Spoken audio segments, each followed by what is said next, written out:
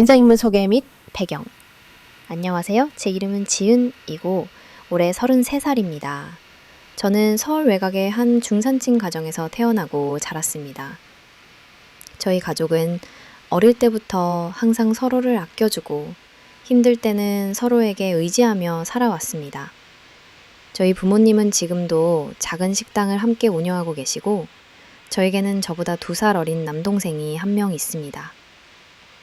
어렸을 적에는 항상 부모님의 맞벌이로 조금 외로운 시간을 보내기도 했지만 그런 환경 덕분에 저는 자립심이 강하게 자랐고 남의 힘을 빌리지 않고 스스로 문제를 해결하려는 성격이 생겼습니다. 학창 시절에는 성적도 나쁘지 않았고 운동보다는 책 읽기와 그림 그리기를 좋아했던 평범한 소녀였습니다. 대학교는 서울의 한 공립대에서 경영학을 전공했는데 학교 다닐 때도 특별히 두각을 드러내는 학생은 아니었지만 조용히 맡은 바를 최선을 다하는 스타일이었습니다. 졸업 후 첫 직장은 무역 관련 중소기업이었습니다. 입사 초반엔 힘든 일도 많았지만 성실하게 일하면서 점차 팀장님의 신임을 얻었고 창고 관리와 인사 업무도 맡으면서 책임감이 더 커졌습니다. 직장에서 쌓은 경험은 저에게 많은 자신감과 성취감을 주었으며 자기 개발 또한 게을리하지 않고 꾸준히 외국어 공부와 새로운 업무 기술도 익혔습니다. 저희 집안은 엄격하기보단 자유로운 편이어서 부모님께서는 저의 결혼이나 연애에 간섭하지 않으셨습니다. 그래도 항상 딸이 좋은 사람을 만나서 행복하게 사는 것이 부모의 소원이라고 말씀하셨죠. 주변 친구들은 대부분 결혼하거나 유학 혹은 일로 인해 각자의 길을 가기 시작하면서 다소 외로운 감정도 들었지만 저는 혼자서도 충분히 잘 살아갈 수 있다는 생각을 했었습니다. 그러던 어느 날 지인의 소개로 민호를 만나게 됐습니다.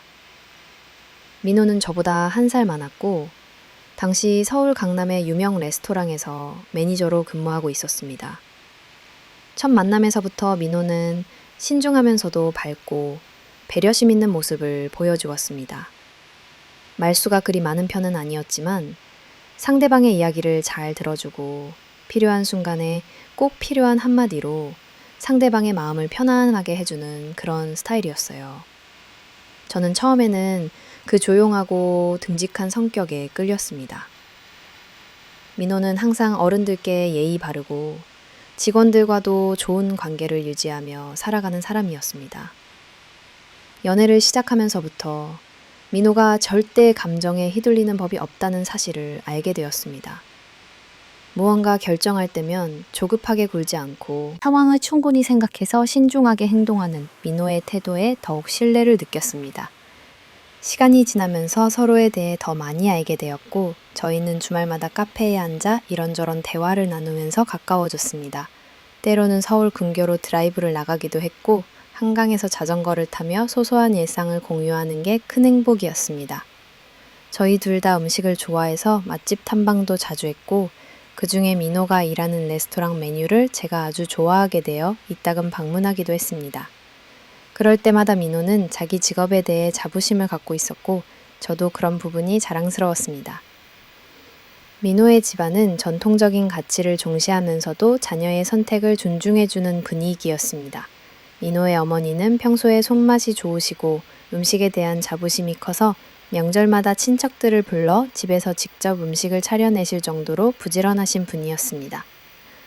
아버지는 은퇴 후 은행 일을 그만두시고 현재는 소규모 재테크로 소일거리처럼 생활비를 충당하고 계셨습니다. 가족 간의 유대가 돈독하고 가족 행사도 자주 하는 화목한 집안이었어요. 우리 두 가족 모두 평범하지만 서로에게 열린 마음과 존중을 가지고 있었습니다. 결혼 전 양가 가족들은 서로를 만나서 식사도 함께하며 자연스럽게 가까워졌고 저희도 그 과정에서 서로의 가족에 대해 더 잘 알 수 있었습니다. 제 삶은 결혼 전까지는 특별한 파란 없이 평온하게 흘러갔습니다. 큰 고민이나 시련이 있다면 바로 새 직장에 적응하는 스트레스나 때때로 찾아오는 미래에 대한 막연한 불안 정도였습니다. 하지만 민호와 만나고 함께 시간을 보내면서 저 역시 내 삶에 누군가와 함께 걷는다는 것이 얼마나 소중한 경험인지 알게 되었어요. 민호는 연애 기간 동안 늘 제게 최선을 다했고, 저 역시 그에게 신뢰와 애정을 쌓아갔습니다. 친구들조차도 민호 같은 남자라면 평생 믿고 살아도 되겠다 라고 말할 만큼 주변의 평판도 항상 좋았습니다. 무엇보다 인상 깊었던 건 민호가 주변 사람들에게 베푸는 친절함과 그가 가진 성실함이 저에게 큰 감동을 주었다는 점이었어요. 완벽하진 않더라도 서로의 단점과 부족함을 보듬고 함께 성장하자는 약속을 하게 됐고, 지인의 자연스러운 권유도 있어 결혼에 대한 이야기가 오가기 시작했습니다. 사실 저희는 결혼을 서두를 필요는 없었지만 경제적으로 완전히 안정되지 않았음에도 불구하고 함께 있으면 어떤 어려움이 닥쳐도 서로 믿고 의지하며 헤쳐나갈 수 있을 절원의 거라는 믿음이 있었습니다. 결국 각자 오랜 세월 모아둔 적금과 가족의 소소한 도움까지 더해 처음엔 작고 오래된 아파트지만 저희만의 보금자리를 마련하게 되었습니다.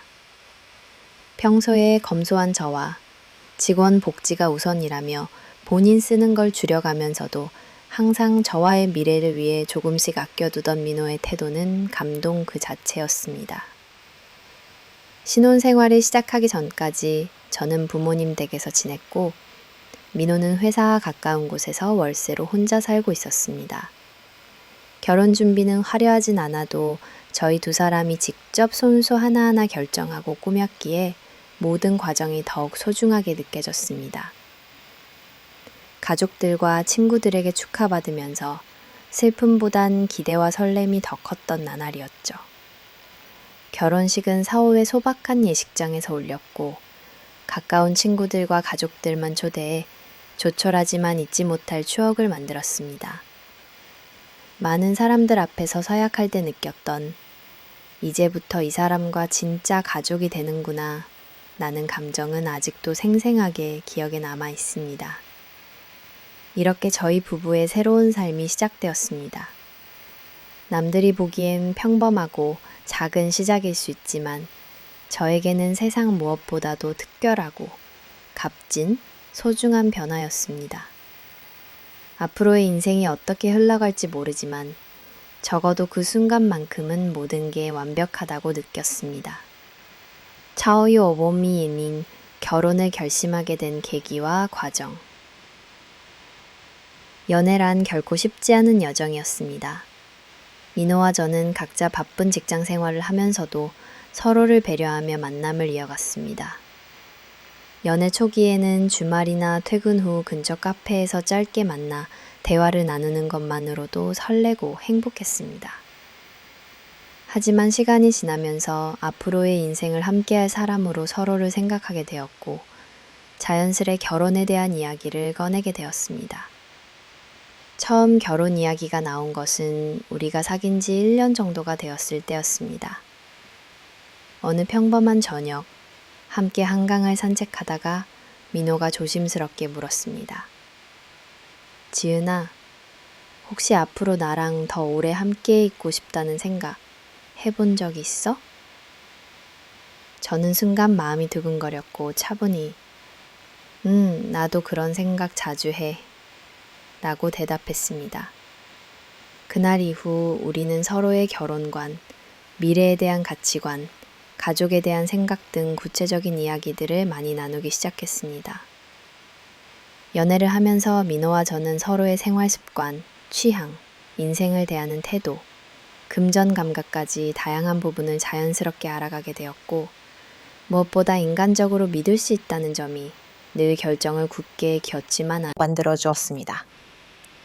누군가는 결혼이라는 게 단순히 감정만으로 결정할 수 없는 현실적인 문제라고 하지만 저는 민호와의 관계 안에서 그 모든 현실적인 어려움조차 함께라면 극복할 수 있다는 묘한 확신이 들었습니다. 하지만 실제로 결혼을 결정하는 과정에 있어 많은 고민과 현실적인 문제에 부딪혔습니다. 최대의 고민은 역시 돈이었습니다. 저희 두 사람 다 평범한 직장인이었기에 결혼 자금과 신혼집 마련이 가장 큰 걱정거리였습니다.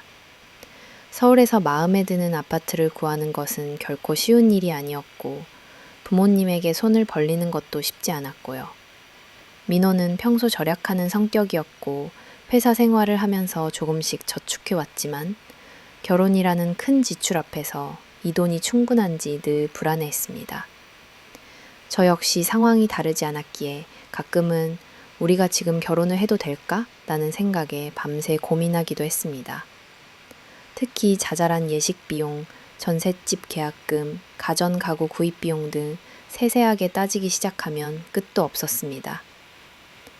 연애 때는 마냥 설렘뿐이던 결혼이 현실로 다가오니 두려움이 앞섰던 것도 사실입니다. 하지만 결국 우리는 현실적인 제약보다는 함께하고 싶은 마음을 우선하기로 했습니다. 어느 날 민호가 먼저 진지하게 자신의 생각을 얘기했습니다. 어차피 완벽하게 준비된 순간이라는 건 오지 않아. 준비가 조금 부족해도 함께라면 채워갈 수 있잖아. 나는 네가 옆에 있으면 그게 제일 큰 힘이 돼.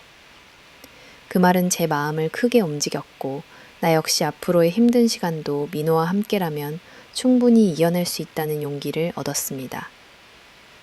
이 결정 이후 우리는 결혼 준비를 구체적으로 시작했습니다. 우선 각자 오랜 시간 모아둔 적금을 확인하고 양가 부모님께도 결혼 계획을 말씀드렸습니다. 부끄럽기도 하고 아직 완전히 어른이 아니라고 생각했기에 망설이기도 했지만 부모님은 의외로 따뜻하게 축하해 주시며 저희를 응원해 주셨습니다. 다만 경제적인 부분에서는 완벽히 도와주지는 못해도 작은 보탬을 주셨고 무리하지 않는 범위에서 계획적으로 준비하라고 조언해 주셨습니다. 신혼집을 구하는 과정은 생각보다 힘들었습니다. 위치, 가격, 그리고 집의 크기, 교통 편의 등 여러 조건을 맞추려다 보니 마음에 들었던 몇몇 집이 계약 종료 직전 다른 사람에게 넘어가기도 했고 어떤 집은 너무 낡거나 시설이 미흡해 고민이 되기도 했습니다. 그러다 성실하게 여러 부동산을 돌면서 발품을 판 끝에 서울 외곽의 작은 새 아파트를 얻을 있었습니다.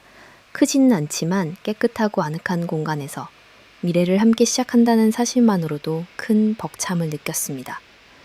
예식 준비 또한 여러 가지 선택과 고민의 연속이었습니다. 소박하고 내실 있는 결혼식을 추구했기에 저희는 웨딩 플래너의 도움 없이 직접 하나하나 준비했습니다. 웨딩드레스, 예물, 하객 명단, 청첩장 디자인, 예식장 예약, 화장과 헤어까지 모두 둘이 상의해서 결정했습니다. 일주일에 2번 퇴근 후에 함께 카페에 앉아 각종 정보를 찾아보고 필요한 물품을 리스트업하는 것이 일상이 되었습니다. 저희 결혼식은 가족, 가까운 친구, 그리고 동료 몇 명만 모인 작고 따뜻한 자리로 치러졌습니다. 양가 부모님도 과도한 지출 없이 소박한 행사를 치르는 것에 동의해 주셨고 저희도 결혼을 보여주기 위한 이벤트가 아니라 진정으로 가족과 지인들의 축복을 받는 자리가 되길 바랐습니다. 결국 많은 부분을 직접 준비하는 과정이 때론 버겁기도 했지만 지금 돌아보면 그 과정마저도 소중한 추억입니다. 결혼을 확정 짓고 서류를 준비하고 양가 어르신께도 인사를 다니면서 저희가 진짜 부부가 되어간다는 걸 실감하게 됐습니다. 이게 바로 결혼이구나 하고 느꼈던 순간은 마지막으로 신혼집을 꾸미고 작은 침대와 책상을 직접 골라 넣었을 때였습니다. 앞으로 펼쳐질 무수한 일상이 조금은 두렵기도 했지만 무엇보다 기대와 희망이 컸습니다. 결혼을 준비하면서 저희 둘 다 많이 성장했습니다. 서로 다른 환경에서 자란 남녀가 평생을 함께할 마음으로 부딪히고 양보하고 또 맞춰가는 과정은 결코 쉽지 않았지만 그만큼 서로에 대한 애정과 신뢰도 깊어졌다는 것을 시간이 갈수록 절실히 깨달았습니다. 속상하거나 답답한 일이 있을 때면 대화로 풀고 필요하면 서로 혼자만의 시간을 주기도 했습니다. 결혼 준비 과정이 스트레스로 치달을 때는 서로 같이 산책을 하며 마음을 가라앉히고 때로는 예비 부부의 고민을 솔직히 털어놓으며 격려하거나 한바탕 웃기도 했습니다. 주변 지인들도 결혼 준비로 바쁜 저희를 보며 둘이 힘을 합치니 뭐든 멋지게 해낼 것 같다며 응원해줬고 친구들 중 먼저 결혼한 이들은 조언이나 필요한 정보를 아낌없이 공유해 주었습니다. 양가 부모님도 각자의 방식으로 도와주시고 비용을 최소화할 수 있도록 가족 행사도 배려해 주셨기에 저희의 부담을 많이 줄일 수 있었습니다. 결국 결혼을 결정하게 해준 건 오랜 시간 쌓아온 서로에 대한 믿음과 완벽히 준비된 순간은 오지 않는다 당연한 진리를 받아들인 용기였습니다. 사랑은 물론 중요하지만 함께 현실을 감당한 책임감과 상대에 대한 신뢰가 결혼의 가장 큰 원동력이었음을 깨달았습니다. 지금 돌아봐도 완전히 미성숙할 때보다 적당한 고민과 두려움 속에서 서로를 의지하며 내린 결정이기에 더욱 값지고 의미 있다고 생각합니다. 저희는 그렇게 완벽하게 준비되진 않았지만 충분히 행복한 예비 부부가 되어 서로의 손을 잡고 인생의 새로운 문을 열었습니다. 직업과 결혼 후의 일상. 결혼 후 저와 민호는 진짜 어른이 되어가는 감정을 매일 새롭게 느꼈습니다. 양가의 축복을 받으며 한 집에서 살기 시작한 우리는 눈에 보이지 않던 사소한 생활의 무게와 책임감을 막연하게나마 마주했습니다. 새로운 일상 안에서 각자의 직업이 우리 결혼 생활에 어떤 영향을 미치는지도 뚜렷하게 느낄 수 있었습니다. 민호는 서울 시내에 꽤 이름 있는 스시 레스토랑에서 매니저로 근무하고 있습니다. 사실상 레스토랑의 운영 전반을 책임지는 자리라서 영업시간 내내 박토고 신경 써야 할 일이 많습니다. 직원들 스케줄 조정, 재료 발주, 손님 응대, 때로는 셰프들과의 미팅까지 가게가 원활하게 돌아가도록 중간에서 조율을 하는 일이죠. 매일 아침 일찍 출근해 문을 열고 밤 늦은 시간까지 마감 정리를 하고 집에 돌아오는 날이 대부분입니다. 민호가 일하는 레스토랑은 신선한 해산물과 정갈한 분위기로 고객의 평이 좋은 곳입니다. 평일에는 회사원들과 연인, 주말에는 가족 단위 손님들의 예약이 꽉 차 있어 맞춤형 서비스를 제공하는 것이 하루 일과의 중심입니다. 민호의 직업은 겉보기엔 멋있고 활기차라 보였지만 실제로는 스트레스도 많고 체력 소모가 상당한 일이었습니다. 항상 깔끔한 유니폼을 입고 미소를 잃지 않으며 고객을 응대해야 했고 직원들의 실수나 돌발 상황에 민감하게 대응해야 했습니다. 특히 코로나19 이후 외식업계 환경이 까다로워진 탓에 메뉴 개발과 프로모션, 위생 관리까지 추가 업무가 늘었습니다. 그래도 민호는 레스토랑을 제2의 집처럼 여기며 자부심을 갖고 일했습니다. 그는 서비스 직업의 매력, 여러 사람을 만나며 얻는 에너지, 그리고 자기 손으로 문제를 해결할 때 느끼는 성취감에 보람을 느꼈다고 자주 말했습니다. 반면 저는 무역회사에서 사무직으로 일하고 있습니다. 주요 업무는 해외 바이어와의 메일 관리, 수출입 서류 작성, 물류 일정 조율, 그리고 사내 프로젝트 지원입니다. 대부분 컴퓨터 앞에서 보내는 시간이 많고 해외 시간대에 고바 재액 쳐야 할 때는 이른 출근이나 늦은 퇴근도 각오해야 했죠.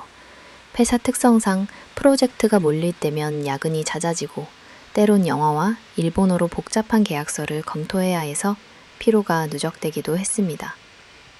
사무실 생활은 비교적 규칙적이지만 사소한 스트레스가 많습니다. 급하게 맞춰야 하는 마감, 팀원들과의 의견 차이, 상사의 지시 등으로 머리가 복잡해질 때도 많지만 제게 주어진 역할에 최선을 다해왔습니다.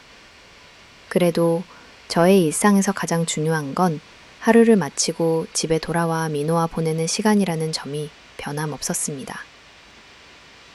결혼 1년 차의 부부로 살아가면서 우리는 각자의 직업을 존중하고 이해해주는 것이 얼마나 중요한 일인지 몸소 체감했습니다. 퇴근 시간이 일정하지 않아 종종 따로 저녁을 먹어야 했고 집안일도 역할 분담이 자연스럽게 필요한 상황이 많았습니다. 각자 바쁠 때는 간단하게 배달 음식을 시켜 먹거나 아예 저녁을 건너뛰기도 했습니다. 하지만 가능한 한 주말에는 함께 장을 보고 한 끼라도 따뜻하게 상을 차려 먹으며 대화를 나누려 애썼습니다. 가끔은 직장에서 받은 스트레스를 집까지 끌고 온 적도 있었습니다. 민호가 손님의 불평으로 지쳐 돌아오면 저는 묵묵히 들어주고 차 한 잔을 준비해줬고 역으로 제가 프로젝트 실패로 우울해할 때면 민호도 잠자코 제 옆을 지켜줬습니다. 서로의 일을 정확히 알지는 못했지만 응원해주고 위로해주는 것 자체가 큰 힘이 되었던 것 같습니다. 우리 부부의 가게 경제 운영도 소소한 문제였습니다. 민호는 외식업 특성상 월급이 다소 불규칙하고 성수기와 비수기의 차이가 컸습니다.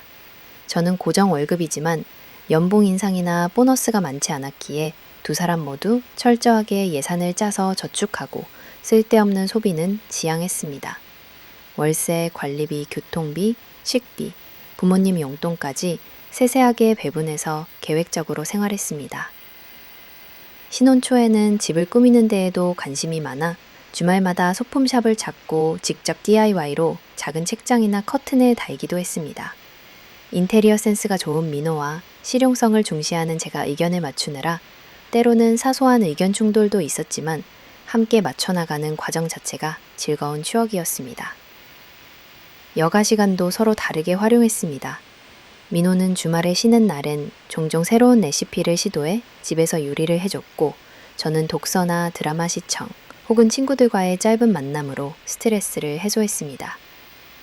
하지만 언제나 저녁이 되면 자연스럽게 거실에 일들을 나누고 소소한 고민도 털어놓았습니다. 짧지만 소중한 이 시간이 우리 부부에겐 일상의 에너지원이 되었습니다. 특히 결혼을 하면서 서로 일에 대해 존중한다는 약속을 굳게 지키려고 노력했습니다. 가끔 민호가 쉬는 날에도 레스토랑 직원이 급히 일을 부탁해 나가야 하는 경우가 있었는데 저는 불평하거나 서운함을 드러내기보다는 그의 직업적 책임감에 박수를 보냈습니다. 반대로 제가 회사에서 야근이 잦아질 때 민호는 집안일이나 빨래, 간단한 요리를 알아서 해놓으며 저를 배려해 주었습니다. 외부 사람들이 보기엔 그렇게 평범하고 소박한 부부일지 모르겠지만 우리만의 방식대로 서로 힘이 되어준다는 점이 무엇보다 소중했습니다. 가족 모임이나 친구 결혼식 등 중요한 행사에도 업무가 겹쳐 따로 참석하는 일이 많았지만 네가 할 일을 하고 내가 할 일을 한다. 라는 신뢰와 이해가 생활의 바탕이 되었습니다. 이런 생활이 반복될수록 출근하던 아침과 달리 하루 일이 끝나고 집으로 돌아갈 때 느끼는 안도감과 소속감은 정말 특별한 것이었습니다. 따뜻한 불빛이 새어나오는 현관문을 열면서 서로를 맞이할 때 이게 내가 꿈꾸던 진짜 가족의 모습이구나 하고 생각하곤 했죠. 신혼의 달콤함과 현실의 무게가 교차하는 나날 속에서 우리는 여전히 배우고 성장하고 있습니다. 직장에서 인정받고 싶던 욕망, 동시에 배우자로서 역할을 다하고 싶은 마음, 때로는 둘의 균형을 맞추기 위한 다툼과 화해도 있었습니다. 하지만 늘 결론은 함께 있음에 감사하자는 깨달음으로 돌아오곤 합니다. 이렇게 직업에 충실하면서도 가장 가까운 가족으로서 서로의 하루를 이해하고 위로하는 시간들, 바로 그것이 우리 결혼 생활의 가장 소중한 풍경이었습니다. 처음 느꼈던 행복의 순간들, 결혼이라는 새로운 시작은 마치 아직 아무 바람도 닿지 않은 깨끗한 하얀 종이와 같았습니다. 매일이 설렘이었고 사소한 일상마저도 소중한 추억이 되었던 그 시절을 떠올리면 아직도 가슴 한편이 따뜻하게 물드는 듯한 기분이 듭니다. 가장 인상적이었던 건 퇴근 후 집에 돌아와 서로를 맞이하는 순간이었습니다. 저마다 긴 하루를 보내고 현관문을 열 때 누군가가 기다리고 있다는 사실만으로도 이미 큰 위로가 되었습니다. 지친 얼굴에 피곤이 가득해도 부엌에서 풍겨오는 저녁 냄새와 거실에서 들려오는 미소 섞인 인사 한마디로 어느새 힘이 솟곤 했죠. 민호와 저는 정해진 규칙 없이 그저 둘만의 리듬에 맞춰 저녁 시간을 보냈습니다. 때로는 교대로 요리하거나 힘든 날엔 간단히 라면을 끓여 먹고 가끔은 근처 슈퍼에서 장을 봐서 새로운 만찬을 시도해 보기도 했습니다. 그렇게 식탁에 마주 앉아서 하루 동안 있었던 일들을 차분히 나누는 것만으로 충분히 행복했습니다. 서로의 이야기를 들어주면서 때론 함께 웃기도 하고 힘든 일엔 진심으로 위로해주기도 했습니다. 같은 공간에서 밥을 먹고 눈을 맞추고 자연스럽게 손을 맞잡을 수 있다는 것이 이전엔 몰랐던 사치이자 감사의 이유가 되었어요. 특별한 이벤트가 아니어도 일상이 주는 잔잔한 행복이 가득했습니다. 예를 들어 민호가 오늘은 힘들었지? 잠깐만 기다려. 내가 네가 좋아하는 김치볶음밥 금방 해줄게. 라고 말하며 손수 주방에서 재료를 꺼내던 뒷모습. 그리고 남편이 혹은 제가 휴일 아침에 가장 먼저 일어나 커피를 내려놓고 창밖의 햇살을 보며 서로에게 소곤소곤 인사를 건네던 순간들. 평소엔 무뚝뚝한 민호가 아무 말 없이 쇼핑백에서 제게 꽃 한 송이를 건네던 날은 한참을 웃으며 서로를 바라봤던 기억이 아직도 생생합니다. 결혼 초 저희는 아침 햇살이 잘 드는 작은 방에 둘만의 소박한 거실을 마련했습니다.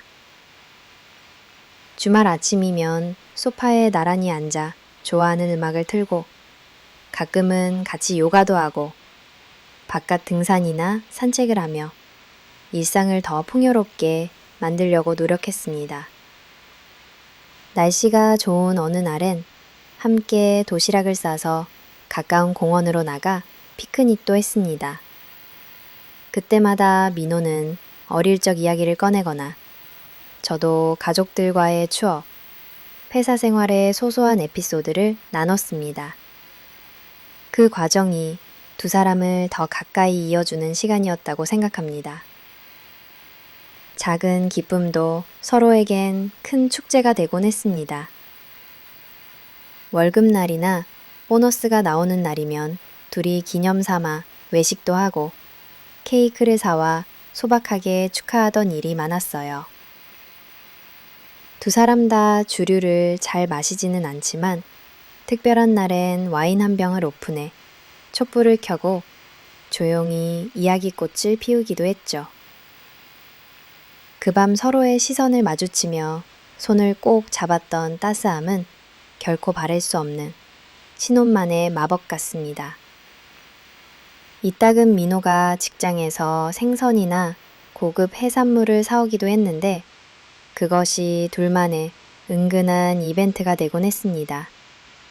민호가 오늘은 특별히 회를 떠올게 라며 주방에 들어가는 모습을 바라보며 저는 또 남아 있습니다.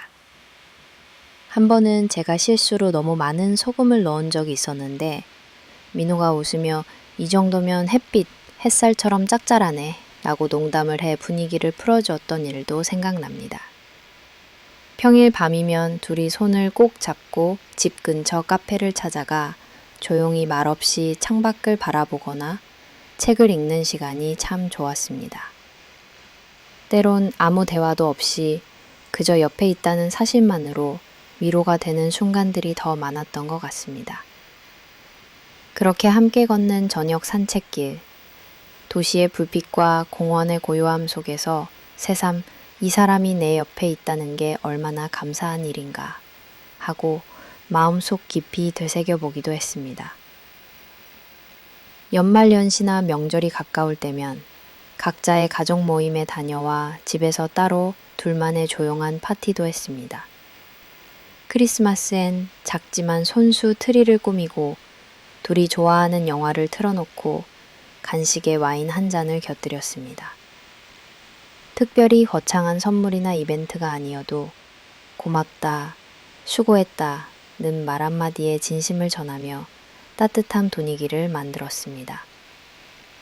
언젠가 민호가 퇴근길에 예고 없이 떡볶이와 군고구마를 사들어 온 적이 있는데 소파에 앉아 다리를 마주 잡으며 먹던 그 밤, 도시의 소음마저도 부드럽게 느껴졌습니다. 초기에는 서로 잘 맞지 않는 부분도 있었지만 오히려 그런 차이가 일상의 소소한 다양성을 더했습니다. 예를 들어 민호는 집이 깔끔하게 정돈되어야 직성이 풀리는 스타일인 반면 저는 물건을 잠시 어질러두는 편이었습니다. 하지만 큰 소리로 싸우거나 감정이 상한 적은 거의 없었습니다. 언제나 서로의 성향을 존중하려 노력했고 불편하거나 섭섭한 일이 생기면 그날 밤에는 꼭 대화를 나누고 이해하려 했습니다. 가장 기억에 남는 순간 중 하나는 결혼 한 달 차에 맞벌이로 서로 바빠 한동안 저녁을 함께하지 못했던 어느 날이었습니다. 민호가 점심시간에 오늘 저녁엔 오랜만에 같이 밥 먹자라고 문자를 보냈고 저는 기쁜 마음에 퇴근 후 부랴부랴 장을 봐 집에 왔습니다. 그런데 집 문을 여니 어둠 속에서 작은 촛불 하나가 켜져 있었고 민호가 미리 준비한 파스타와 샐러드, 간단한 와인 한 병이 식탁 위에 올려져 있었어요. 그날 서로에게 했던 고생했다, 사랑해 라는 한마디가 아직도 제겐 큰 위로이자 행복의 근원이 되어 주었습니다. 남들 눈에는 그저 평범한 하루였을지 몰라도 저희에게는 이런 잔잔한 순간, 상대의 세심한 배려와 따뜻한 말 한마디가 서로에 대한 믿음을 키우는 밑거름이 되었던 것 같습니다. 때론 밤하디가 일상에 쫓겨 저녁마저 간단하게 빵과 우유 혹은 라면으로 때울 때도 있었지만 내일은 좀 더 좋은 하루가 기다릴 거야 라고 서로를 격려하며 잠들곤 했습니다. 간혹 가족이나 친구들로부터 요즘 많이 행복해 보여서 보기 좋다는 말을 들을 때면 확실히 우리 둘이 함께라서 자연스레 얼굴에 웃음이 피어난다고 느꼈어요. 크든 작든 기쁜 일이든 힘든 일이든 혼자가 아니라 더 소중했습니다. 결혼 초기의 행복한 순간들은 시간이 흐른 지금에서도 변함없이 저를 지탱해주는 힘이 되었고 앞으로도 어렵고 힘든 일이 생기더라도 그 따뜻한 기억들이 저희 부부를 더 단단히 이어줄 것이라 믿습니다.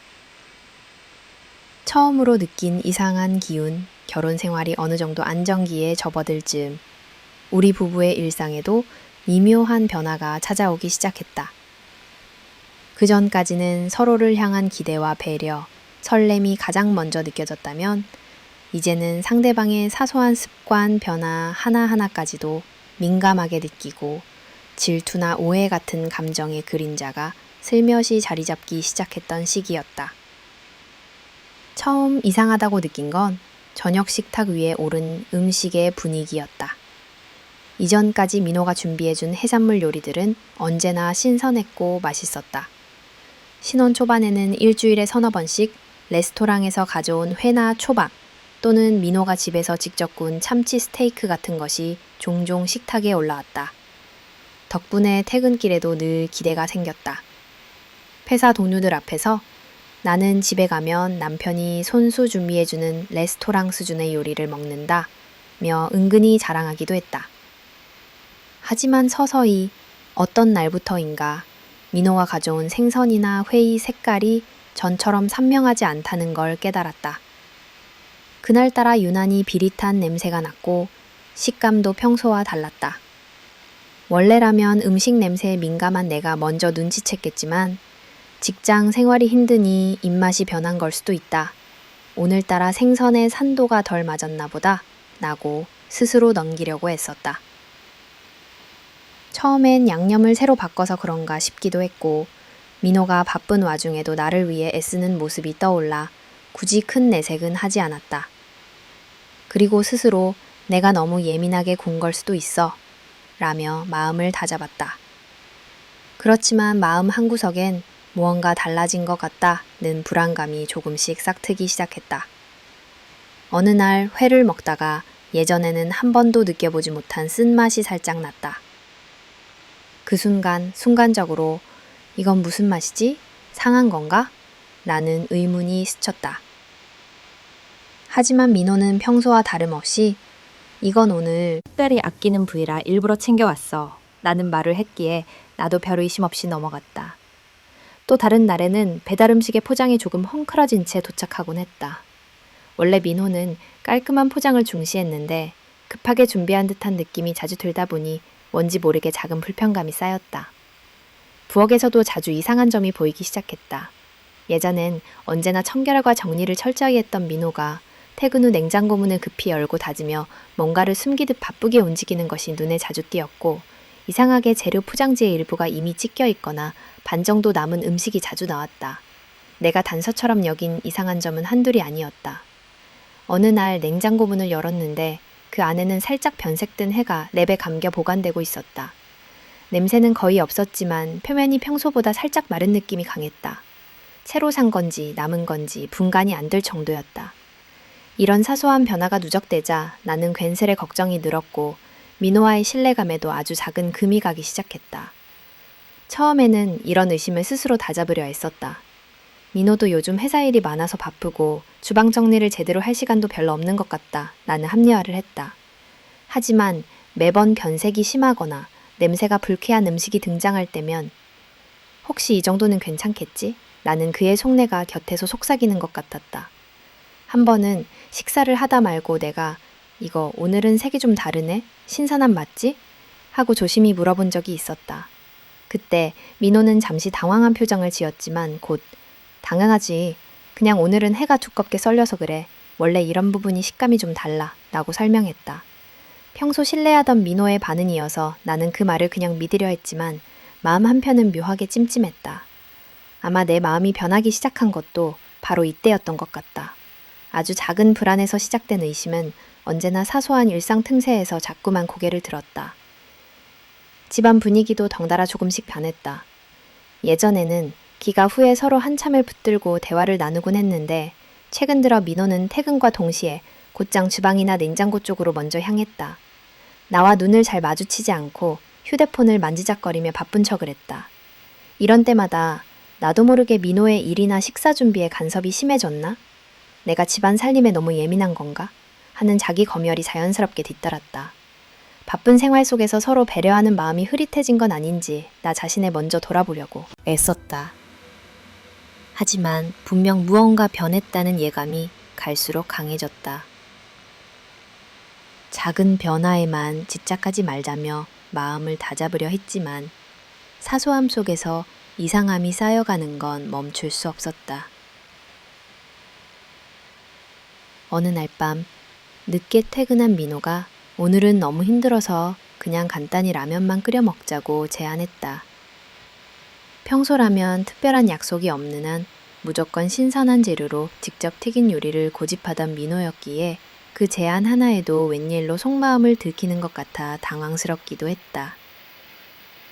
훈훈했던 신혼의 부엌이 점차 냉랭해지는 듯한 기운이 느껴지던 시기였다. 잠자리에 들기 전 몸을 다듬으면서 민호가 무슨 고민이라도 있나, 혹은 경제적으로 어려움이 있는 건 아닌지 혼자만의 걱정도 깊어졌다. 우리는 그동안 늘 대화로 모든 것을 풀어왔지만 이상하게 이번엔 민호도 나도 서로를 깊이 들여다보지 않고 겉도는 답변만 내놓았다. 혹시 자신도 모르게 상처가 되는 말을 한 적 없는지, 앞으로 무슨 일이 생길지 두렵기도 했다. 마음을 다잡아 한 번 더 민호와 허심탄회하게 이야기를 나눠봐야겠다는 생각을 하면서도 아직 명확한 결정은 쉽지 않았다. 그저 이 사소한 불편함이 혹시 큰 오해로 번지지 않길 바랄 뿐이었다. 이렇게 신혼의 찬란한 행복이 일상의 작은 균열 속에서 스르르 흐려질 때 우리는 부부로서 새로운 시험대에 서 있음을 본능적으로 느낄 수 있었다. 그러나 그런 미묘한 변화조차 한때는 서로의 사랑을 또 한 번 확인할 기회라 믿었기에 나는 그 작은 징후들을 유난히 더 주의 깊게 바라보며 언젠가 모든 오해가 풀릴 수 있기를 간절히 바랐다. 예상치 못한 사건의 충격. 언젠가부터 쌓여온 작은 의심과 불안감은 생각지도 못한 한 사건으로 폭발하게 되었다. 그날은 평소와 달리 평온한 아침이었다. 주말을 맞아 대청소를 하던 중 시어머니께서 갑자기 전화를 걸어오셨다. 지은아, 오늘 너희 집에 잠깐 들러도 괜찮겠니? 라는 평범한 목소리지만 예고 없는 방문에 마음이 살짝 조급해졌다. 집안 정리는 대충 마무리되었고 집에서 특별히 준비한 음식도 없었기 때문에 뭔가 내심 걱정이 앞섰다. 시어머니는 평소 요리에 일가견이 있으시고 늘 손수 음식을 챙겨주시는 분이라 내심 긴장했다. 하지만 막상 집에 들어오신 어머니는 활짝 웃으며 요즘 부부가 잘 지내는 것 같다며 집안을 둘러보셨다. 마침 냉장고에 민호가 가져다 둔 사시미가 2팩 남아 있었다. 전날 퇴근 후 민호가 오늘은 특별히 사시미를 싸게 구했다며 여러 팩 것이 생각났다. 평소 같으면 남편과 나만 오붓하게 먹던 메뉴지만 이날은 시어머니를 대접하기 위해 그중 상태가 가장 좋은 것으로 골라 상을 차렸다. 김과 생강, 고추냉이도 손질해 올리고 소스도 새로 준비했다. 식탁에 둘러앉아 오랜만에 신선한 사시미를 먹으니 기분이 좋네 라며 칭찬하시는 시어머니의 얼굴을 보니 괜히 뿌듯했다. 하지만 식사를 마친 지 1시간쯤이 지나면서 이상한 변화가 일어났다. 시어머니의 얼굴이 점점 창백해지고 자주 화장실을 들락거렸다. 처음에는 단순히 소화가 잘 안 되었나 싶어 따뜻한 차를 내드렸지만 어머니의 복통은 시간이 갈수록 심해졌다. 결국 시어머니께서는 어지럽고 속이 너무 안 좋다며 식은땀을 흘리셨고 급히 민호와 연락하여 병원에 모시고 가게 되었다. 병원의 응급실에서 진료를 받은 후 의사 선생님은 식중독 의심 소견을 내놓았다.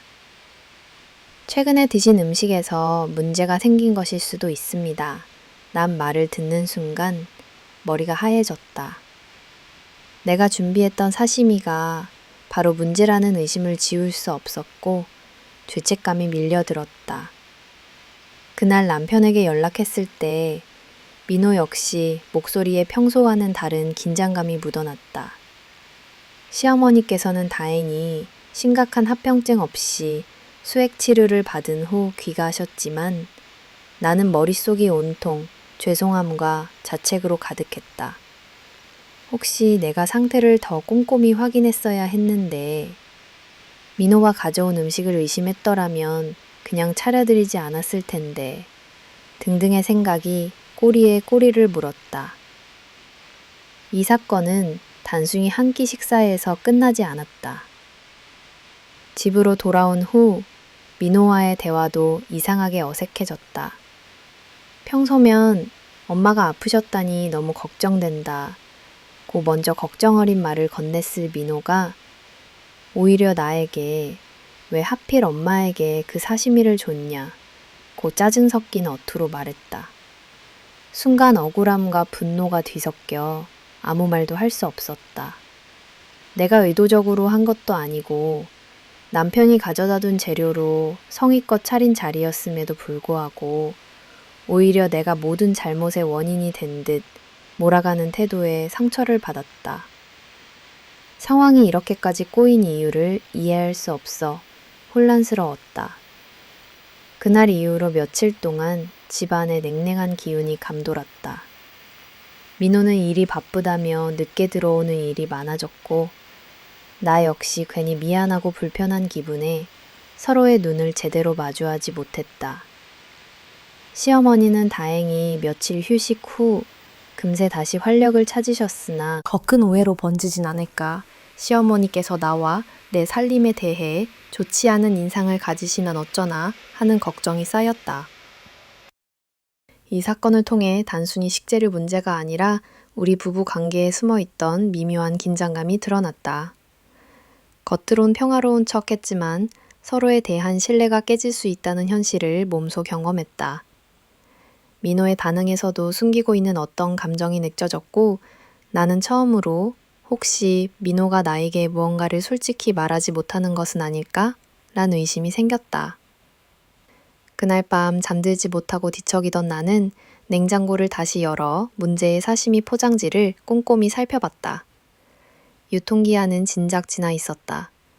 민호는 식재료에 대해서 누구보다 꼼꼼한데 어쩌다 이런 일이 벌어졌을지 궁금함과 당혹스러움이 동시에 밀려왔다. 이제 더 이상 묻어둘 수 없겠다는 생각에 나는 민호가 들어오면 이 문제에 대해 꼭 솔직하게 이야기해봐야겠다고 마음먹었다. 다음날 저녁 민호가 퇴근 후 들어왔다. 침묵이 흐르던 식탁 위에서 나는 조심스럽게 물었다. 민호야, 어제 사심이 정말 괜찮았던 거야? 사실 이 유통기한이 좀 지난 것 같아서 걱정이 돼. 민호는 잠시 멈칫했다가 대수롭지 않다는 듯 괜찮은 거였어. 걱정하지 마. 라고 짧게 답했다. 하지만 미묘한 눈빛과 굳은 표정을 본 나는 더 이상 묻지 못했다. 이 사소해 보이는 사건은 우리 부부의 신뢰와 배려의 그녀를 일으켰다. 서로를 이해한다고 믿었던 순간에도 감추거나 외면한 부분이 얼마나 위험한지 깨닫게 된 서글픈 경험이었다. 특히 이번 사건 이후 집안의 모든 음식에 대해 한층 더 예민해졌다. 민호가 냉장고에서 무언가를 꺼낼 때마다 혹시 또 문제가 생기진 않을까 노심초사하게 되었고 나는 예전보다 잦은 질문과 확인을 하게 되었다. 이런 나의 변화에 민호도 점차 신경질적인 반응을 보였고 작은 일에도 언성이 높아졌다. 결국 우리는 그 사건 이후로도 한동안 서로의 마음을 깊게 들여다보지 않고 표면적인 평화만을 유지하는 데 급급했다. 이 작은 사고는 우리 결혼 생활에서 결코 작지 않은 파장을 남겼다. 앞으로 이런 문제가 반복되지 않기 위해선 무엇이 필요할지, 서로에 대해 어떻게 다시 신뢰를 쌓을 수 있을지 많은 고민 끝에 나는 문제를 외면하지 않고 바로 직시하는 것이 무엇보다 중요하다는 진리를 다시금 깨달았다. 남편의 뜻밖의 반응, 시어머니의 갑작스런 병원행과 그로부터 비롯된 가정의 긴장감은 우리 부부에게 여러 겹의 감정을 남겼다. 하지만 결혼 그 중에서도 민호의 반응은 내 예상과는 너무도 달랐다. 평소 누구보다 침착하고 속 깊은 성격이라 믿었던 남편이기에 처음엔 그가 기운이 빠져 있거나 미안해할 것이라 생각했다. 최소한 부부로서 서로 위로하고 앞으로 비슷한 일이 일어나지 않도록 손을 맞잡고 대안을 찾아 나설 거라 기대했다. 그러나 민호는 집에 돌아오자마자 굳은 표정으로 아무 말 없이 소파에 앉았다. 한동안 침묵이 흐른 뒤 그가 내게 처음 건넨 말은 의외였다.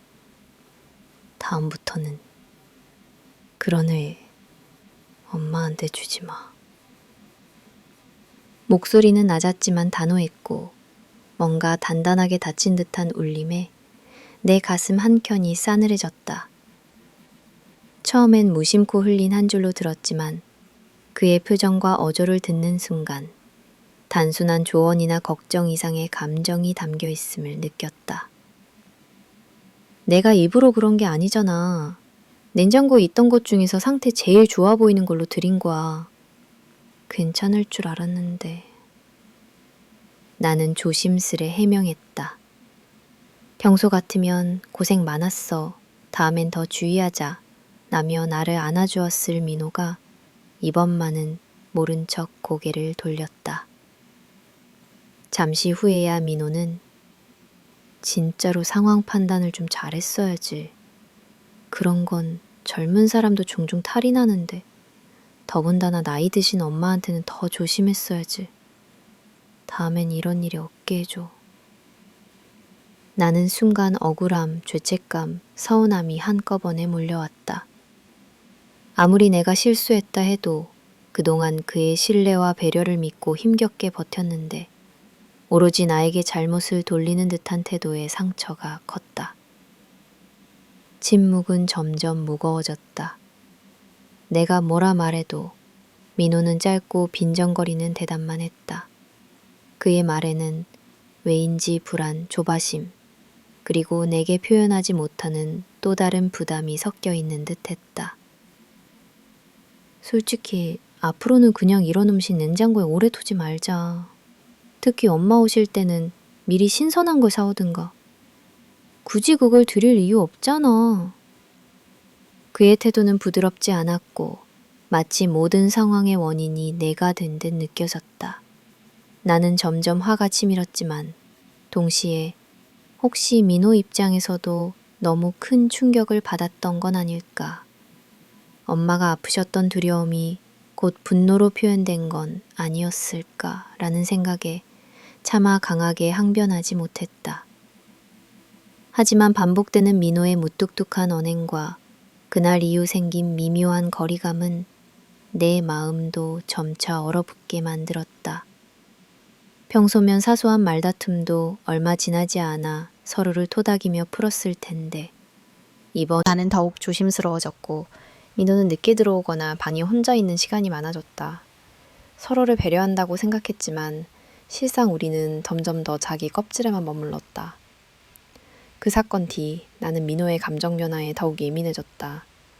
평소라면 시어머니의 건강을 누구보다 걱정한 남편이었기에 그의 날카로운 지적과 화난 얼굴이 낯설기만 했다. 우린 이전에도 사소한 오해나 다툼이 있었으나 이토록 오래 지독할 만큼 차가운 적은 없었다. 나는 여러 번 조심스럽게 다시 대화를 시도했다. 나도 정말 미안해. 나중에 또 이런 일 생기지 않게 더 신경 쓸게. 혹시 무슨 일 고민 있어? 하지만 민호는 그저 고개를 돌리고 됐어. 이젠 그냥 조심하면 돼. 라는 말만 반복했다. 나는 점차 그가 무언가를 숨기고 말하지 않는다는 깊은 의혹을 품게 되었다.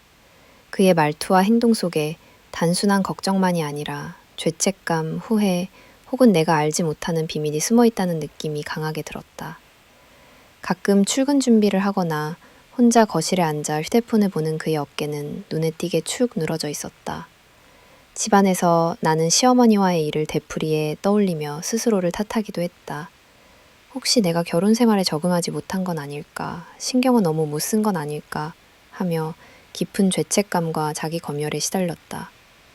하지만 동시에 남편의 태도에 점점 불신이 쌓여가는 것도 막을 수 없었다. 단순한 실수와 사과가 반복될 뿐 서로가 마음을 열고 솔직하게 대면하지 못하는 현실이 너무나 답답했다. 어느 날 나는 용기를 내어 다시 한번 솔직하게 민호와 마주 앉았다. 민호야, 이번 일로 나 힘들었어. 나도 실수한 거 알고 엄마께도 죄송해. 하지만 너도 내 입장 조금만 이해해줬으면 좋겠어. 자꾸 내 탓만 하는 것 같아.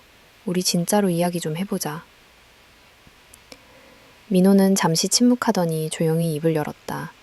나도 알지. 네가 일부러 그런 거 아닌 거. 근데 나도 솔직히 요즘 많이 지쳐. 회사에서도 집에서도 그냥 삶 전체가 버거워. 엄마 아프신 거 보니 내가 더 신경 못 쓴 게 아닐까. 죄책감 들기도 하고. 근데 미안해. 네 탓한 것 같아서. 조금씩 감춰져 있던 남편의 속내가 드러나기 시작했다. 그제서야 나는 그의 불안과 자기 방어가 내게로만 쏟아졌음을 이해했다. 우리는 그날 밤 조용한 거실에서 오랫동안 서로의 마음을 털어놓았다. 민호는 오랫동안 집안과 직장에서의 이중 부담, 그리고 가족 모두에게 좋은 남편, 좋은 아들이 되고 싶은 압박감에 지쳐 있었다. 문제의 음식도 사실은 레스토랑에서 남은 것을 매번 집에 가져와 절약하는 남편이라는 역할에 맞추려 했으나 그게 원하지 않는 결과를 낳을지 몰랐다며 한숨을 쉬었다. 나는 그제서야 모든 퍼즐이 맞춰지는 듯 했다. 남편의 충격적이고 서운했던 반응은 단순히 내 실수에 대한 원망이 아니라 자신도 감당 못할 미안함과 무력감, 그리고 현실에 대한 압박에서 비롯된 것이었다. 서로의 이야기 뒤에는 그동안 말하지 못한 많은 상처와 피로가 겹겹이 쌓여 있음을 우리는 비로소 인정하기 시작했다. 이 일을 계기로 나는 민호를 향한 원망을 내려놓고 그 역시 스스로에 대한 질책과 외로움을 조금씩 마주했다. 온전히 상처를 치유하는 데는 시간이 더 필요했다. 하지만 그날의 솔직함 덕분에 우리는 부부로서 또 한 번 성장할 수 있었다. 비록 그 사건으로 신뢰에 실금이 갔지만 그 후 우리는 서로를 더 많이 배려하려 노력했고 서로의 아픔에 한 번 더 귀 기울일 줄 알게 되었다. 한 번의 실수, 한 번의 섭섭함이 끝없는 오해와 거리를 만들 수도 있지만 대화와 용기가 있다면 다시 손을 잡을 수도 있다는 소중한 교훈을 얻은 시간이었다. 남편 직장에서의 충격적인 발견, 시어머니의 사건 이후 집안은 여전히 남모를 긴장감이 감돌았다. 민호와의 대화는 이전만큼 따스하지 않았고 나는 점점 불안과 의심에 잠식되어 갔다. 언제부터 우리 사이에 이렇게 벽이 생겼을까? 혹시 민호에게 내가 모르는 비밀이 있는 건 아닐까? 라는 생각이 반복됐다. 나는 의식하지 않아도 그런 심상치 않은 변화들을 놓치지 못했다. 어느 날, 퇴근 후 아무도 없는 집에 앉아 남편의 최근 행동들을 쭉 떠올려 보았다. 냉장고 안에 들어오는 식재료의 상태, 누적되는 거리감, 민호가 내 질문에 늘 얼버무리던 표정, 그리고 남모를 피로. 모든 단서들이 도저히 무시할 수 없는 불길함을 더해갔다. 내가 너무 예민한 걸까? 나는 자책감과 진실을 꼭 확인해봐야겠다는 두려움이 끝없이 오갔다. 더 이상 이런 상태로 지낼 수 없어 나는 용기 내어 민호가 일하는 레스토랑에 직접 찾아가 보기로 했다. 평소 남편의 직장은 외부인 출입이 그리 자유롭지 않았다. 하지만 평일 오후 손님이 비교적 적은 시간을 골라 조용히 레스토랑을 방문했다. 입구에서 직원으로 보이는 젊은 청년이 안내를 도왔다. 혹시 매니저님 계신가요? 내가 묻자 그는 잠시 당황하는 듯하다. 현장에 잠깐 나가셨다. 고 답했다. 난 자연스레 안쪽을 둘러보며 기다렸다. 그때 마침 내부 창고 쪽에서 민호의 동료로 자예아 보이는 한 중년 직원이 바쁘게 상자를 옮기고 있었다. 그는 나를 스치듯 지나가면서 아, 사모님 아니세요? 라며 가볍게 인사를 건넸다. 순간 마음이 놓였고 나는 자연스레 대화를 이어갔다. 조심스럽게 생선 보관실과 조리실을 구경한다는 명분으로 이곳저곳을 살폈다. 정갈한 조리대와 반찬 재료, 바쁘게 움직이는 셰프들의 모습이 낯설기도 했지만 동시에 신기하게 느껴졌다. 그때였다. 문득 구석에 쌓여 있던 아이스박스와 플라스틱 통이 눈에 들어왔다. 일부는 텅 비어 있었고 일부는 낡고 닳아 있었다. 잠시 후 아까 만난 중년 직원이 친근한 목소리로 말을 걸어왔다. 사모님, 가끔 매니저님이 저희 남은 사심이나 생선 꺼내 가시잖아요. 집에서 동물 키우신다고 들었는데 요즘도 잘들 가져가시죠? 내 귀를 의심했다. 동물? 우리 집에 동물이 없는데? 순간 머리가 얼어붙었다. 직원은 내가 깜짝 놀라자 부드럽게 덧붙였다. 가끔 저녁 마감 전에 팔리지 않은 사심이나 해산물 남으면 매니저님이 집에 벼르고도 챙겨가시더라고요. 아깝잖아요. 그래도 집에 애들이 뭘 먹어야 하니까요. 이러시길래 요즘 물가도 비싼데 현명하시다고 직원들도 수군거렸죠. 나는 억지로 미소를 지었다. 하지만 속은 이미 천천히 무너지고 있었다. 민호가 동물을 키운다는 거짓말을 하며 매일 남은 음식을 챙기고 그걸 지금껏 가족 식탁에 올렸다는 사실을 한 조각씩 짜맞춰가며 이해하기 시작했다. 잠깐 동안 머릿속에는 지난 수개월이 파노라마처럼 스쳐 지나갔다. 매번 냉장고에 들어온 해산물의 출처, 신선도가 달랐던 사시미, 그리고 사건의 전말이 하나로 연결되었다. 민호가 정성껏 챙겨온다고 했던 음식들이 사실 레스토랑에서 남겨진 불용품일 수 있다는 사실. 무심코 적당히 넘겼던 밤들. 민호의 심상치 않은 행동과 말을 떠올리며 오히려 그동안 내가 얼마나 신진하게 믿었는지 자책이 앞섰다. 내가 멍하니 식당 한 구석에 앉아있자 친절한 동료 직원이 다시 물었다. 사장님은 손 많이 벌리시는 편 아니에요? 남은 재료라도 절대 낭비하지 말라고 하시니까 매니저님은 집에 잘 챙겨가시잖아요. 동물들 진짜 좋아하시는 줄 알았는데 혹시 아니었어요? 나는 겨우 네, 요즘은 그냥 잘 안 먹어요. 라고 둘러댔다. 그 뒤로 민호가 다시 돌아오기 전에 나는 조용히 밖으로 나왔다. 식당 문을 나서는 동안 심장이 요동치고 다리에 힘이 풀릴 정도였다. 허탈감과 분노, 혼란, 그리고 깊은 상처가 동시에 몰려왔다. 사람들, 친구와 웃으며 걸어가는 연인들, 익숙한 서울의 소음이 가득했다. 하지만 내 세상은 갑자기 소리 없는 진공처럼 변해버렸다. 도대체 왜... 민호는 왜 그런 선택을 했을까? 왜 나에게 진실을 한 번도 말하지 않았던 걸까? 길을 걷다 눈물이 핀 돌았다. 분명 처음엔 함께 절약하고 아껴 쓰자는 의미였을지도 모른다. 하지만 가족을 생각해 정성을 들였다는 그의 행동 이면에 신선한 재료라는 말과 아끼는 마음이 모두 위선이었을까 싶어 허무했다. 그 순간 내가 그동안의 불안과 식탁에서 느꼈던 사소한 불편, 그리고 시어머니의 사건까지 한 번에 받아들이지 못한 이유를 알 것 같았다. 집에 돌아오니 모든 것이 달라 보였다. 냉장고, 식탁, 평범해 보이던 부엌 선반마저도 어쩐지 낯설고 차가웠다. 민호가 했던 "이건 정말 좋은 부위야. 오늘 특별히 가져왔어." 라는 말. 식탁에 앉아 서로를 바라보던 순간 모두 거짓이 뒤섞인 기억처럼 느껴졌다. 그날 밤 나는 침대에 누워 한참을 뒤척였다. 분노와 슬픔, 그리고 아직 제대로 확인하지 못한 진실 사이에서 갈팡질팡했다. 내가 직접 들은 이야기 아닌데 혹시 동료 직원이 오해한 건 아닐까?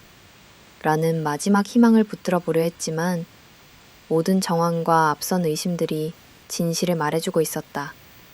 다음 날 집에 돌아온 민호를 마주하며 나는 더 이상 감정을 숨기지 못했다. 민호야, 나 오늘 네 직장에 다녀왔어. 동료분이 그러시던데 네가 남은 사심이나 해산물 자주 챙겨간다고. 솔직히 그동안 내가 먹었던 게 다 그런 건지, 왜 나한테 솔직히 말하지 않았는지 대답 좀 들어야겠어. 민호는 처음엔 우물쭈물하다 이내 조용히 회사가 남는 재료를 버리기 아까웠으니까 그래도 너한테 해롭진 않았어 라고 중얼거렸다. 나는 그 한마디에 우리 사이 신뢰마저 무너져 내리는 소리를 들은 듯 했다. 그렇게 충격적인 비밀의 발견은 우리 부부가 서로를 완전히 믿지 못하는 어두운 밤을 시작하게 했다. 내가 사랑했던 민호, 가족을 위하는 남편이라 믿었던 그가 내게 준 크나큰 상처는 그 후로도 오랫동안 내 안을 흔들어댔다. 마주침, 다툼, 그리고 드러난 진실. 민호의 직장에서 터져나온 충격적인 사실은 나를 더 이상 가만히 있게 내버려두지 않았다. 며칠 밤을 뒤척이며 날카로운 실망과 배신감, 그리고 너무나 깊은 혼란으로 깊은 잠을 이룰 수조차 없었다. 이제 더는 미뤄둘 수도 모른 척 넘어갈 수도 없었다. 오해를 한 번에 풀어내야 했다. 퇴근 후 귀가한 민호는 그날따라 유난히 말이 없었다. 나는 짧은 인사도 생략한 채 기약 없이 집안을 분주히 오가는 그의 뒷모습을 바라보다 용기를 냈다. 민호야, 우리 얘기 좀 해. 민호는 대수롭지 않게 고개를 끄덕였지만 이미 그의 표정엔 긴장과 피로가 어리게 드러나 있었다. 나는 한참 머뭇거리다 최대한 침착하게 질문을 꺼냈다. 솔직히 말해줘. 레스토랑에서 남은 사심이나 해산물, 그동안 나랑 같이 먹은 것들이 전부 다 그런 거였어? 순간 민호의 동공이 크게 흔들렸다. 그는 잠시 나를 피하며 한숨을 내쉬고는 조용히 입을 열었다. 그래, 솔직히 말해서 남는 재료들을 버리기엔 아깝더라고. 그래서 너랑 같이 먹을 때 몇 번 가져온 적 있었어. 그냥 절약도 하고 음식도 괜찮아 보여서. 그제야 내가 직장에서 들었던 동물을 키운다는 해명, 달라진 신선도, 이상하게 얼버무리던 민호의 행동, 시어머니의 병원행까지 완벽하게 맞아떨어졌다. 나는 단지 몇 번이었다는 말이 신뢰할 수 없다는 걸 본능적으로 알았다. 그동안 반복됐던 작은 의심들, 내 기분 탓이라고만 넘겼던 모든 순간이 머릿속을 빠르게 스쳐갔다. 몇 번이 아니라 거의 매번이었지? 내가 모를 줄 알았어? 냉장고에 항상 남은 사시미, 이상하게 변색된 생선들, 나 진작부터 다 느꼈어. 민호는 언성을 높이지 않았지만 점점 목이 메어왔다. 나는 진짜 너한테 해롭지 않다고 생각했어. 너도 한 번도 탈난 적 없었잖아. 그냥 생활도 빠듯하고 우리가 아껴야 하니까 네가 참 잘 먹는 걸 보면 괜히 기뻤고 그 말에 도리어 내 마음은 더 아팠다. 그가 나를 위한다 하는 생각으로 시작했을지 몰라도 결과적으로는 기본적인 신뢰와 존중을 저버린 일이었기 때문이다. 나는 조용히 그러나 단호하게 말했다. 적어도 가족한테는 언제 어디서 가져온 음식인지 신선도는 어떤지 솔직히 말해야 하는 거 아니야? 나나 네 엄마가 상한 음식 먹고 탈라면 그땐 어쩌려고. 네가 모르는 척 그냥 괜찮을 거라고 넘겼던 순간마다 난 너를 믿었던 만큼 배신감도 컸어. 네가 진심이었다고 해도 속이지 말았어야지. 이 순간 방 안의 공기는 극도로 무거워졌다. 많았어. 버리는 것도 규정상 쉽지 않고 매번 신선도가 좀만 떨어져도 사장님 눈치 보여. 하루쯤 지난 거라 괜찮겠거니 싶었고 귀가하면 이걸로 오늘도 한 끼 해결했다는 뿌듯함이 있었어. 사실 네가 이런 걸 좋아해 주니까 솔직히 더 많이 가져오기도 했어. 너한테는 부끄럽지만 생활비도 줄이고 싶은 마음에 너무 이기적이었나 봐. 엄마 일은 정말 미안해. 다시는 그런 일 없게 할게.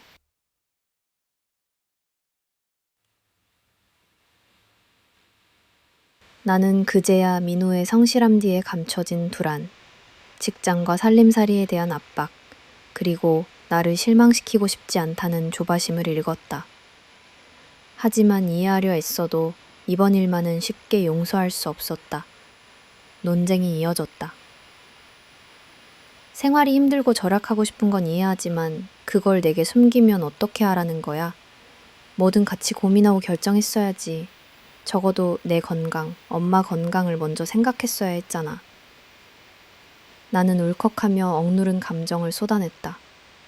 민호도 감정에 휩쓸려 큰 소리로 답했다. 나도 몰랐어. 네가 이렇게까지 힘들어할 줄. 그냥 괜찮겠다 싶어서 그랬던 건데 상황이 이렇게 커질 거라 생각 안 했어. 매일 가계부 마감하고 회사에서 눈치 보면서 버텨왔는데 너마저 날 믿지 않으니까 진짜 모르겠다. 그의 목소리엔 원망, 두려움, 후회, 그리고 스스로를 향한 분노가 뒤섞여 있었다. 우리는 한참 동안 서로 질책과 변명만을 주고받았다. 때로는 말이 거칠게 튀어나왔고 각자가 얼마나 상처받았는지 확인하려는 듯 날선 감정이 오갔다. 그렇게 약속했던 신뢰와 배려가 한순간에 산산조각 났음을 실감했다.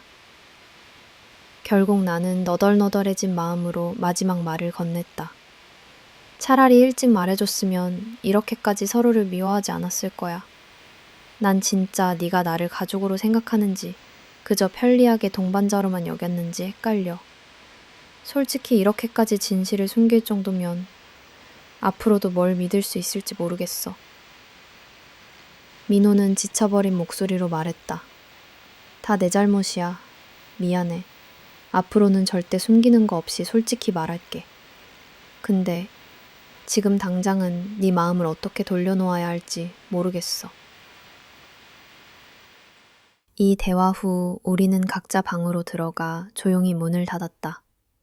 그 밤 잠든 척하며 고요한 집안에 아주 오래 울음이 맴돌았다. 드디어 모든 진실이 드러났지만 기이하게도 해방감은 오지 않았다.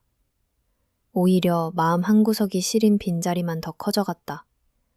민호가 감춰온 스트레스, 고통, 그리고 내게 실망 주고 싶지 않아 거짓말을 할 수밖에 없었던 심정도 이해했다. 하지만 사랑과 신뢰는 한 번 금이 가면 되돌리기 어렵다는 것도 뼈저리게 실감했다. 그날 이후로 집 안 공기가 달라졌다. 서로를 피하기 바빴고 식탁 위에도 두 사람의 침묵만 곁들여졌다.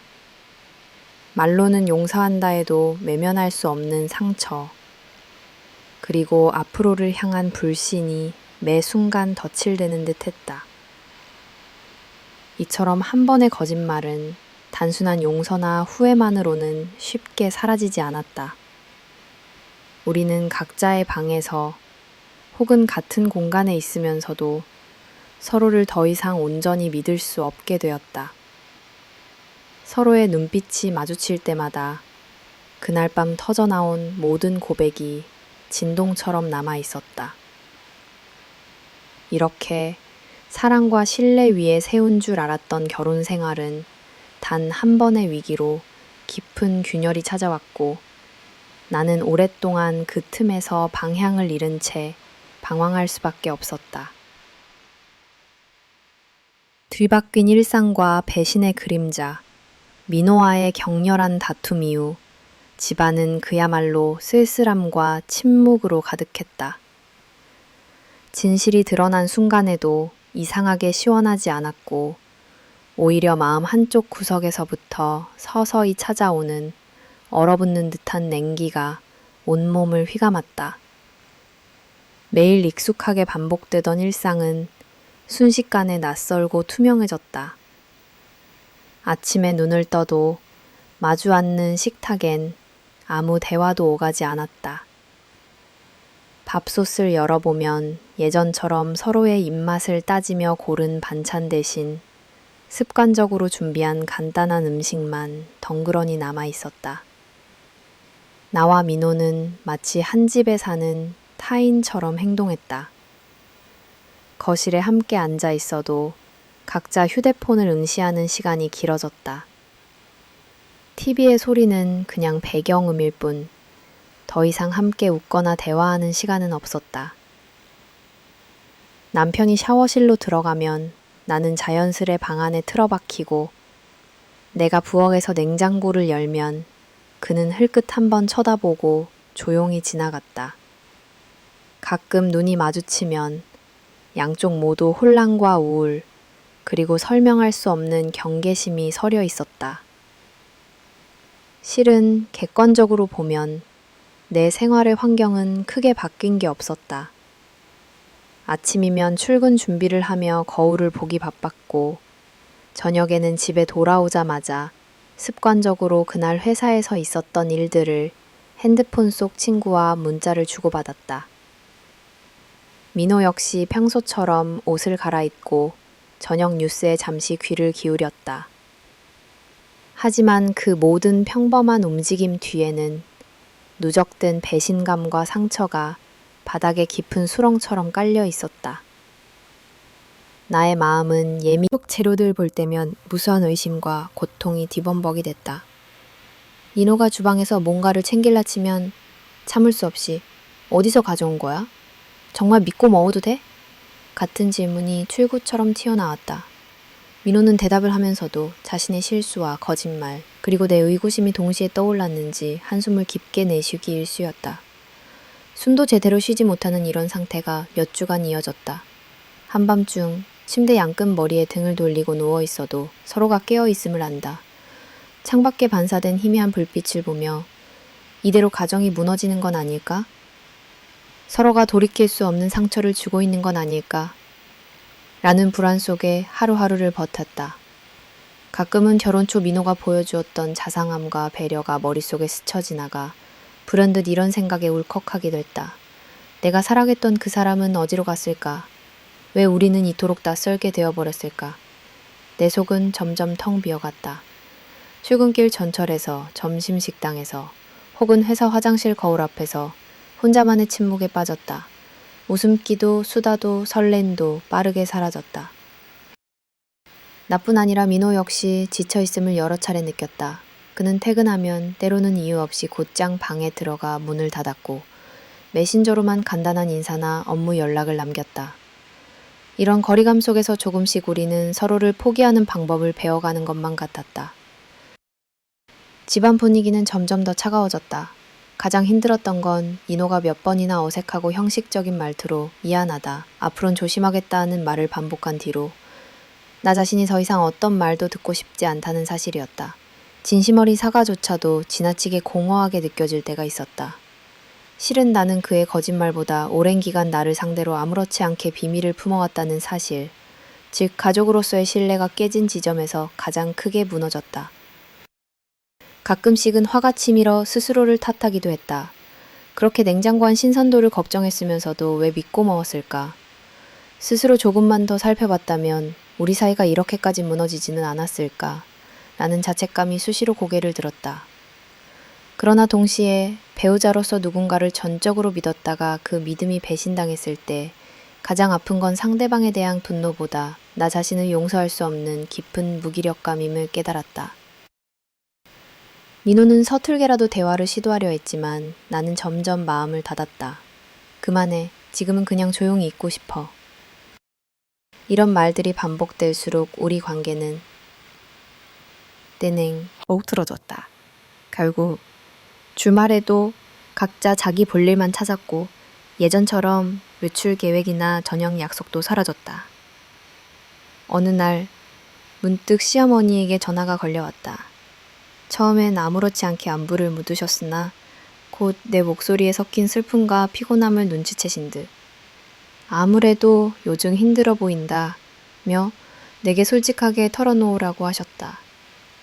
나는 한참을 망설이다 결국 눈물을 참지 못하고 모든 것을 말씀드렸다. 그 순간 딸의 편이 되어주겠다는 부모님의 위로와 분노가 동시에 전달됐다.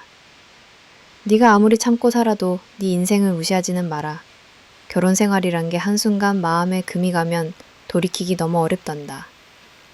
부모님과의 대화는 내 결정에 점차 힘을 실어주었고 나는 살던 집에서 한동안 친정에 머무르기로 했다.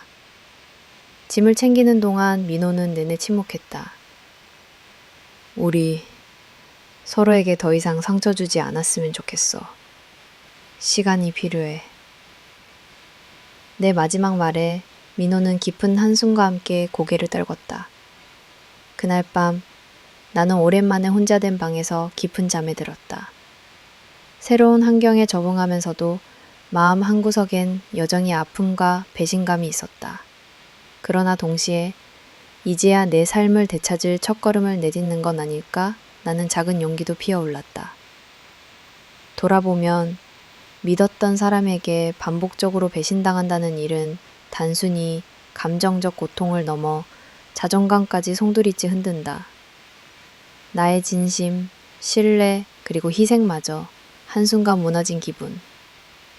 그럼에도 불구하고 나는 점차 밤이 깊을수록 스스로를 위로하고 미래를 다시 준비하려 애썼다. 상처는 남겠지만 두 번 다시 나를 속이는 세상에 머물고 싶지는 않다.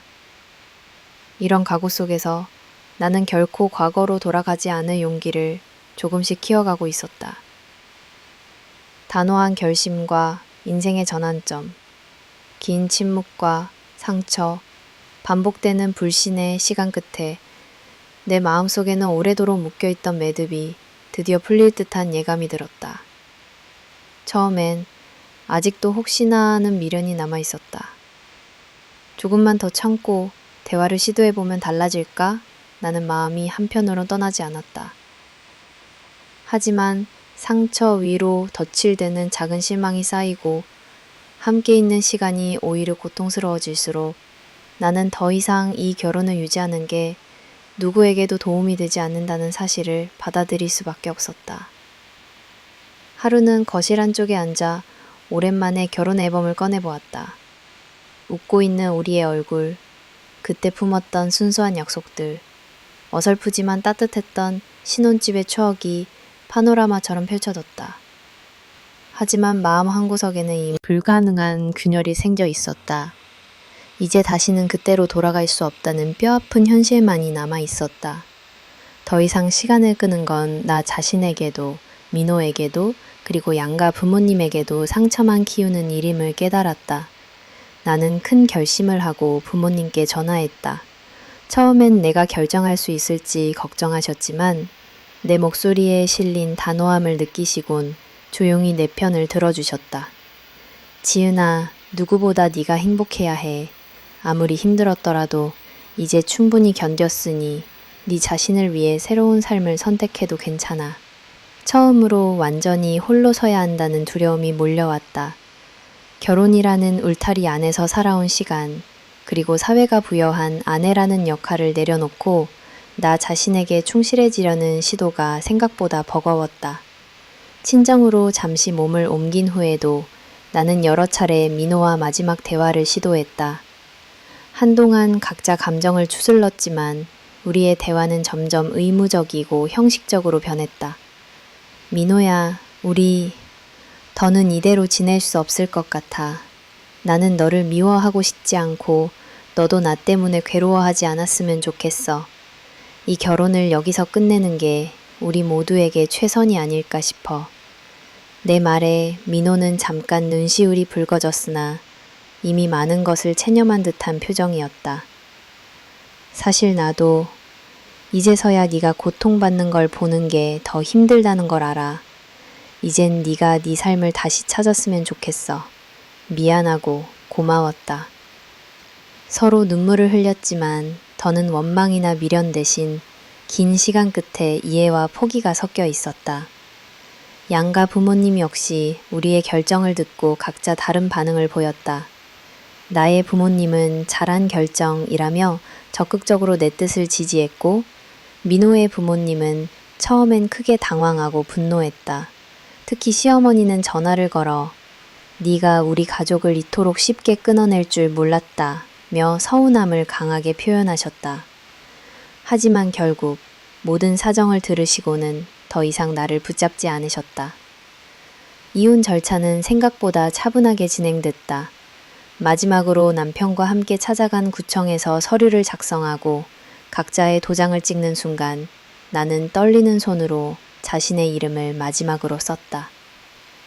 지은이라는 이름이 적힌 하얀 서류를 마주하는 동안 머릿속에는 지난 8개월간의 모든 시간이 영화처럼 몰려왔다. 집으로 돌아오는 길, 세상은 처음으로 완전히 다른 얼굴로 다가왔다. 내 앞을 지나가는 연인들, 아침 출근길을 서두르는 직장인들, 그 모두가 본인의 일상에 몰입하고 있었다. 한편으로는 벅찬 해방감이, 한편으로는 찬바람처럼 스며드는 쓸쓸함이 교차했다. 친정집에 임시로 머무르던 나는 차츰차츰 서랍에 넣어둔 옛날 물건들을 정리하고 결혼 시절 민호와 함께 꾸몄던 추억도 하나씩 덜어냈다. 사진, 기념품, 함께 썼던 컵이나 머그잔조차도 어느새 무거운 짐이 되어버렸다. 하루는 어머니가 조용히 내 손을 잡고 말했다. 이제 내 시간만 생각해라.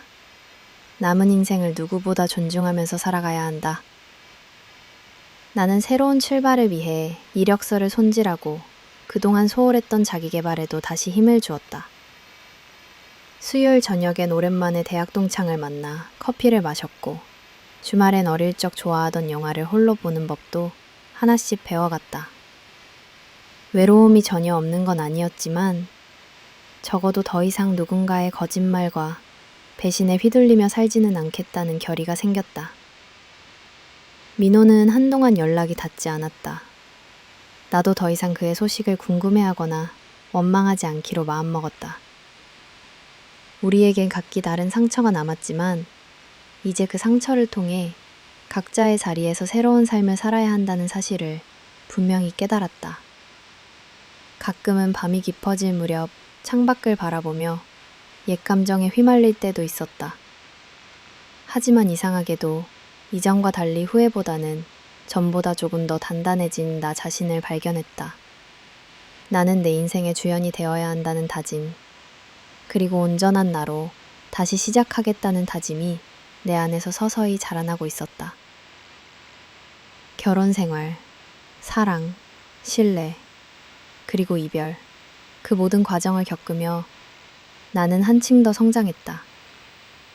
누군가에게 상처받았다는 이유로 세상을 등지고 싶지 않았고, 앞으로는 나 자신이 가장 소중한 가치임을 잊지 않기로 했다. 이제 나는 또 한 번의 인생의 변곡점 앞에 섰다. 과거의 후회와 상처는 이미 지나간 일. 새로운 시작을 위한 용기와 희망이 한 걸음 한 걸음 내 곁을 지켜주고 있다. 배움과 미래를 향한 걸음. 이혼이라는 인생의 큰 전환점을 지나고 나서 나는 마치 오랜 겨울잠에서 깨어난 사람처럼 모든 걸 새롭게 바라보게 되었다. 지난 몇 달, 아니 몇 년 동안 내가 겪었던 감정의 소용돌이로부터 조금씩 자유로워지는 것을 스스로도 느낄 수 있었다. 처음에는 혼란과 슬픔, 후회와 분노가 번갈아 찾아와 밤잠을 설쳤지만 시간이 흐르며 그 모든 감정 위로 새로운 배움이 삶에 자리 잡기 시작했다. 우선 나는 가장 먼저 사랑이나 결혼이 내 인생의 전부가 아님을 깨달았다. 결혼 전엔 행복은 좋은 사람을 만나 함께 가정을 꾸리는 것이란 명제를 너무나 자연스럽게 만나서 받아들였다. 그렇기에 파트너의 작은 실망 혹은 거짓 앞에서도 계속 이해하려 애쓰고 스스로의 감정을 뒤로 미루며 참고 또 참았다. 그러나 이별 이후 나는 나 자신을 진짜로 살피지 못했음을 인정해야만 했다. 이제야 알게 되었다. 사랑은 서로의 다름을 품어주는 동시에 때와 상황에 따라 스스로를 지키는 용기도 필요하다는 것. 연인을 받아들이는 것만큼이나 자신을 사랑하는 태도도 똑같이 중요하다는 것 말이다. 나는 더 이상 누군가의 기대에 나를 맞추려 애쓰지 않기로 했다. 누군가의 사랑 혹은 인정을 위해 내 진심과 경계를 희생하는 일은 결코 아름다운 일이 아니라는 사실을 수없이 드네었다. 나는 그동안 배워왔던 신뢰의 의미도 새롭게 정의했다. 진실한 관계란 완벽하게 모든 것을 알리고 다 동의하는 사이가 아니라 거짓과 숨김 없이 서로의 마음을 드러낼 수 있을 때만 가능하다는 사실을 뼈저리게 이해했다. 여전히 나는 타인의 실수, 상처에 민감할 수밖에 없는 존재이다.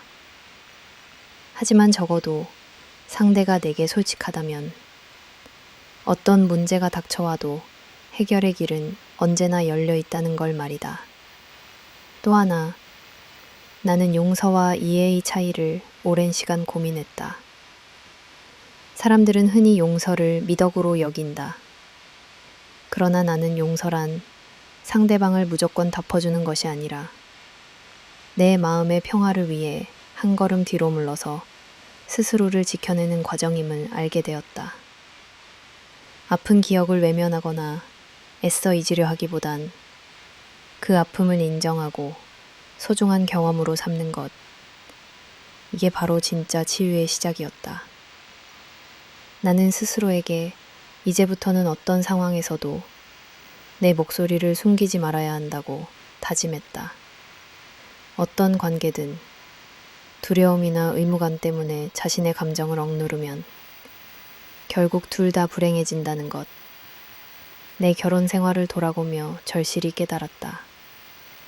나아가 상처받는 것을 무서워하지 않고 또다시 새로운 관계를 받아들일 수 있는 자신감도 조금씩 키워가고 싶었다. 미래에 대한 계획은 아직 구체적이지 않았다. 하지만 우선 내가 원하는 삶이 어떤 것인지, 어떤 일에 가장 행복을 느끼는지 차근차근 탐색하는 과정이 시작됐다. 회사 일에 더 몰두하기도 했고 오래 미뤄두었던 여행도 차근히 계획했다. 사진을 찍으며 작은 풍경에 감탄하고 일기장에 하루하루 느낀 감정들을 솔직하게 써내려갔다. 혼자만의 시간이 두렵지 않게 된 것도 큰 변화였다. 결혼하고 있을 때는 주말마다 함께할 약속, 명절할 때 가장 즐거운지, 어떤 친구와 대화의 기분이 좋아지는지 나 자신에 집중할 수 있게 됐다. 커피숍에 혼자 앉아 책을 읽으며 하루를 보내는 시간이 이전보다 훨씬 소중하게 느껴졌다. 그리고 새로운 인간관계 역시 조심스럽게 그러나 더 깊이 있게 만들어 가기로 했다. 과거엔 상대방에게 상처받기 싫어 표면적인 거리만 지켰지만 지금은 진짜로 나와 뜻이 통하는 사람이라면 용기 내어 마음을 열기로 스스로를 설득했다. 누군가와의 대화에서 솔직한 감정을 나누면 어쩌면 상처도 받겠지만 그만큼 더 따뜻한 관계가 쌓인다고 믿게 됐다. 무엇보다 나는 내 자신을 미워하지 않기로 했다. 잘못된 선택, 실수, 그리고 때문에 겪은 아픔 모두가 결국에는 나를 성장시키는 밑거름이 되었다고 여겼다. 가끔 혼자 밤길을 걷고 창문 너머 도시의 은은한 불빛을 바라볼 때마다 힘들었지만 여기까지 잘 왔다는 뿌듯함이 마음 한켠에 커졌다. 나는 한때 결혼 실패자, 배신당한 여자, 가족을 지키지 못한 딸 등 부정적 정체성에 갇혀 있었던 것 같다. 하지만 지금은 과거의 어느 순간보다 더 자기 긍정의 힘이 강해졌다. 나는 더 이상 누구의 그림자도, 누구의 허울도 아니다. 내 삶의 주인공은 바로 나 자신이라는 믿음이 내 일상 깊숙이 자리 잡았다. 앞으로 나는 어떤 순간에도 스스로를 포기하지 않을 것이고, 기회가 닿는다면 다시 누군가를 사랑할 용기도, 홀로 설 수 있는 자존감도 함께 키워갈 것이다. 이미 지나간 상처에 머무르지 않고 새로운 기회와 희망을 놓치지 않을 것이다. 그때의 눈물도, 긴 불안도, 외로움조차 이제는 모두 좀 더 단단해진 나를 이루는 귀중한 조각인을 기억하려 한다. 마지막으로 나는 그때 배운 모든 것, 진실과 용기, 존중, 그리고 자기 사랑, 이 앞으로 내 인생 어디에서든 튼튼한 기둥이 되어줄 것이라 믿는다. 여전히 인생은 쉽지 않을지라도 이제 나는 내 인생에서 가장 중요한 목소리에 좀 더 귀 기울이고 행복과 희망을 스스로 만들어 나갈 것이다. 내일은 아직 오지 않았고 끝없는 길이 펼쳐져 있다. 하지만 두렵지 않다. 나는 이미 한 번의 아픔을 딛고 더 크고 따뜻한 사람이 되어 마무